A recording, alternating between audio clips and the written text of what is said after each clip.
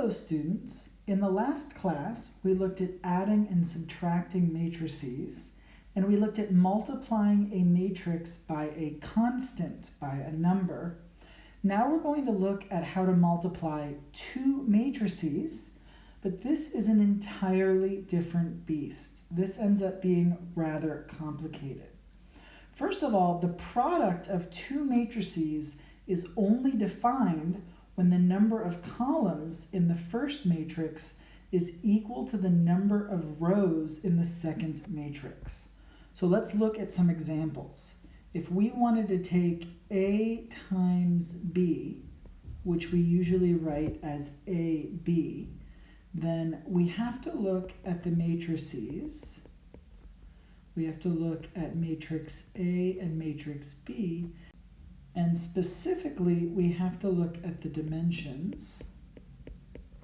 And what we need, if A is an M by N matrix, we need the second dimension of the first matrix to be equal to the first dimension of the second matrix. So B has to be an N by K matrix. It doesn't matter what the first dimension of A is or the second dimension of B. We just need the second dimension of A to be the same as the first dimension of B. So for example, we can multiply a 3 by 2 matrix by a 2 by 1 matrix because the dimensions match up in the way that we need them to. However, if we wanted to multiply a 2 by 2 matrix by a 3 by 2 matrix, unfortunately this won't work out because the second dimension of the first matrix is not equal to the first dimension of the second matrix.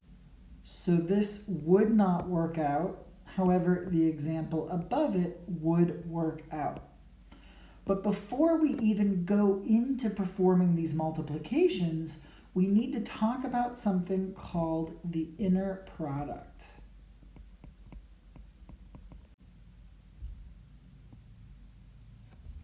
All right. If A1, A2, A3, all the way up to AN is a row of A, and B1, B2, B3, all the way up to Bn is a column of B, then their inner product is the number given by the product of A1 and B1 plus the product of A2 times B2 plus A3 times B3 plus ... all the way up to AN, BN.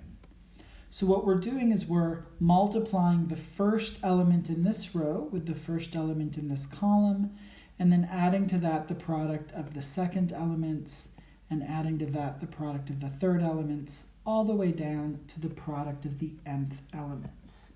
So if we wanted to take the inner product of 2, -1, 0, 4, and 5, 4, -3, and 1/2, we would take 2 times 5 plus -1 times 4 plus 0 times -3 plus 4 times 1/2, which would give us 10 minus 4 plus 0 plus 2, and that ends up giving us 8 as our inner product.